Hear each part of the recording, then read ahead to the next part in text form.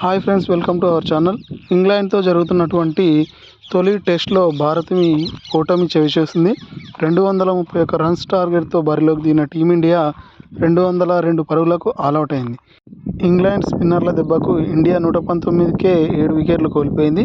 అయితే అశ్విన్, భరత్ మళ్ళీ భారత్ను గెలుపు దిశగా తీసుకెళ్లారు. చివరికి వారు కూడా అవుట్ కావడంతో భారత్ ఓటమి ఖరారైంది. ఇంగ్లీష్ బౌలర్లలో హార్ట్లీ 7 వికెట్లతో చెలరేగాడు. స్కోర్ వివరాలు కనుక చూసుకున్నట్లయితే ఇలా ఉన్నాయి.